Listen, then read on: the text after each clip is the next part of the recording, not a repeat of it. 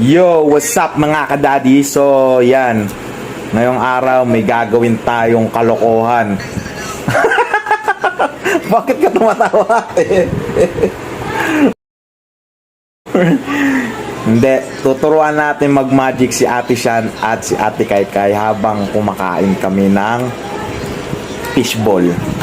No? Kasi ang sarap ng kain nila ng fishball eh. So habang kumakain sila ng fishball, tuturuan natin silang mag-magic. Okay? So let's get it.